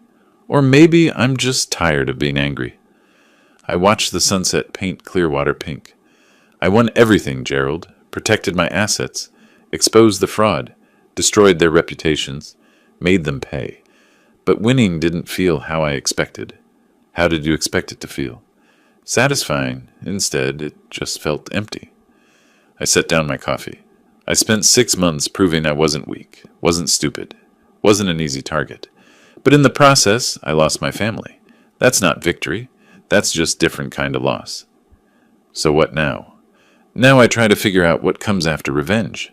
Lawrence tells me Dennis Fowler's serving 18 months in federal prison for the guardianship schemes. Dr. Curtis got 5 years for Medicare fraud. The people who tried to destroy me are facing consequences. And David? David's paying his debt. Slowly. Painfully. But honestly. I paused. He'll never be the son I thought I raised. But maybe he can be someone better than the person he became. Time will tell. 3 weeks later, David made his first payment. $5,000. Transferred from an account that probably had exactly $5,012 in it. The payment confirmation came with a note. First of 10. I won't miss one. David. Chloe visited me at the end of September. We spent the afternoon at the beach, building sandcastles, collecting shells, eating ice cream that melted faster than we could finish it. She held my hand and talked about school, about her friends, about nothing important, and everything that mattered. Daddy said you're friends again, she mentioned casually while searching for sand dollars. We're working on it, sweetheart. That's good. I like it when people work on things instead of giving up. She found a perfect sand dollar and showed me triumphantly. See? Sometimes broken things can be fixed if you're careful. Out of the mouths of 6-year-olds, Jessica never called to apologize. I didn't expect her to. Gerald reported seeing her at Valencia College's website. She'd made the dean's list, building a new life in Orlando. That was probably for the best. The house on Sunset Drive felt less empty as October arrived. Gerald came by regularly. Lawrence stopped treating our meetings like war councils and started treating them like friendly check-ins. I started volunteering at the community center, teaching basic financial literacy to young families. Turned out I had skills beyond just protecting assets. Who knew? David sent a photo in early October, him and Chloe at a pumpkin patch, both smiling. He looked healthier. She looked happy. The caption read, "Thank you for letting me try to be better." I saved the photo, didn't respond. Some things didn't need words. One evening in late October, I sat on my porch and thought about the past year, the betrayal, the battle, the victory that felt like defeat until I understood that revenge and justice weren't the same thing. I'd protected everything I owned, proven I wasn't weak, made them understand that underestimating the old man was a fatal mistake.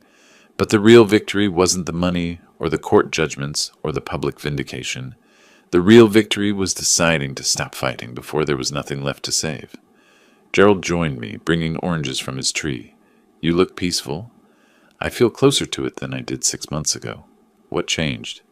I realized that being right doesn't always mean being happy, and being strong doesn't always mean being unforgiving. I took an orange. David betrayed me. Jessica enabled it. They deserved consequences, but Chloe deserved a grandfather. And I deserved peace more than I deserved revenge. Took you long enough to figure that out. Better late than never. The sun set over Clearwater Bay, painting the sky in colors that no longer reminded me of blood. Just beauty. Just another day ending, another day beginning. I'd won the war, but more importantly, I'd stopped fighting before victory cost me everything that actually mattered. That was the lesson David never learned until it was too late. Some battles aren't worth winning if you lose yourself in the process. Me? I learned it just in time, and that made all the difference. If you liked this story, please like this video, subscribe to the channel, and share your impressions of this story in the comments. To listen to the next story, click on the box on the left. Thank you for watching.